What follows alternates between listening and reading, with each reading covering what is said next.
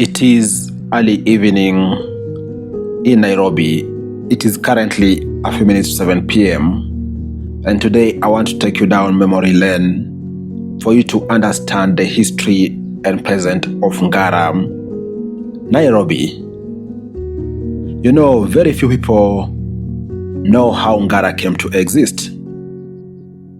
Long before the high-rise apartments, long before Fig Tree, before the hostels and students' housing, Ngara was one of Nairobi's earliest planned residential neighborhoods.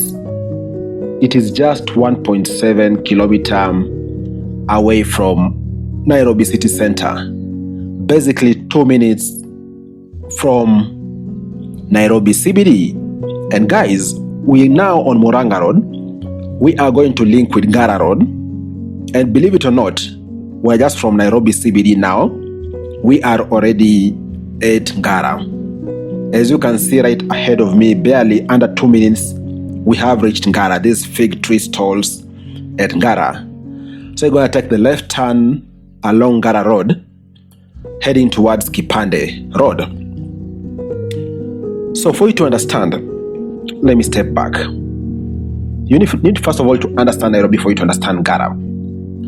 So in 1899, the British established a railway depot in what will later become Nairobi. You know, before 1899, it is the current Machakos, which used to be kind of the headquarters of the British Protectorate in East Africa.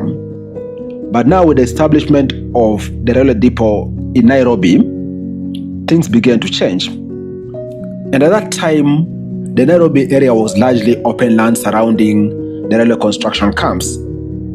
Thousands of Indian workers had been brought to East Africa to help build the Uganda Railway. As Nairobi grew from a railway camp into a permanent settlement, the British began planning residential areas around the new town. The city was still tiny. Most modern Nairobi didn't exist. No Westland skylines, no Thika Road, no Upper Hill towers, just a colonial town surrounded by open land. And that Asian connect of Asians coming to Nairobi was at the center of Ngara's establishment and growth. Because in early 20th century, Ngara and parts of neighboring parklands became important residential areas for people of Asian origin who had settled in Kenya following railway construction and growth of commerce in Nairobi. Many of the traders, professionals, and entrepreneurs who helped build Nairobi lived in these neighborhoods. This influence can still be seen today. That's why along this Ngara Road we are driving through, you can see the businesses, you can see the old buildings, okay? And even in the current Nairobi, you can see a good number of Asian population still, the descendants of the Asian population which settled in Nairobi in early 20th century. A good number of them are still living in Ngara and parklands. Okay? That's why you're seeing these old buildings, the architecture, the street layout, religious institutions nearby, and commercial culture. Still, Ngara by extent is thriving on trade. And a reflection of multicultural roots that help shape the neighborhood. As stated, Ngara is at a perfect location, and location is everything when it comes to business and people's existence, because Ngara is at the center of Nairobi CBD, Parklands, Pangani, Karioko, Eastleigh. That ease of access means it is in high demand. Okay? So guys, we're just joining the Kipande Road, and we're going to continue now driving towards Ojijo Road as we are going towards Parklands, Westlands, as I continue giving you the history and the present of Ngara. Over time, Ngara became a transition zone between the city center and expanding residential suburbs beyond it.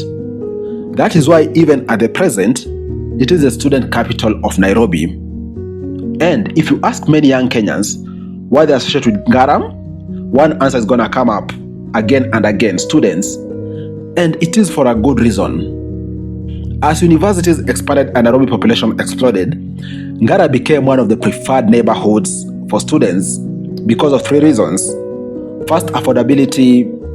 Second, proximity to town. And third, ease of access when it comes to public transport.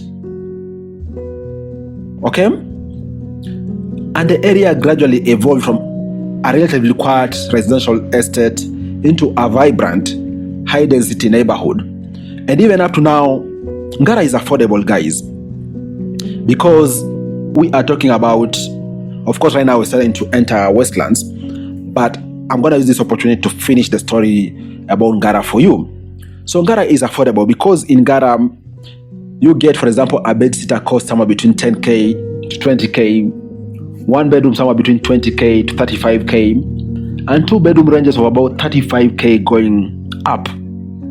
That, if for example a group of students come together, is still very affordable.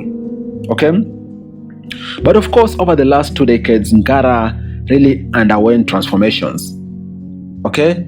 The old low-rise buildings that once defined the area began slowly disappearing. In their space, modern apartment blocks, student hostels, commercial developments, and even affordable housings being set up. And that was meant to happen because of the close proximity to the city and the area becoming in very high demand. That is why the current Ngara is a fascinating mix of old and new. And people who don't know Ngara might be confused a bit, wondering how the area looks. But it is a transitionary area between the old and the new. And that is why you walk through the neighborhood, you drive through the neighborhood, you'll see historic residential blocks. At the same time, you see new high-rise apartments, government institutions, busy markets in Ngara, student hostels, street food vendors for the vibrant residency, you name it. And this is important as Ngara is transitioning. It is shaped by migration, influenced by commerce, transformed by education, and reinvented by urban development. Guys, what do you all think about Ngara? Do you find Ngara a fascinating place in Nairobi? Have you ever lived in Ngara? Drop your comments down below. Let's discuss in the comment section. Cheers, guys. It's been a pleasure bringing you this video. If you love such kind of videos, drop a like and subscribe for me to continue enlightening you on different places in the country. Cheers, guys.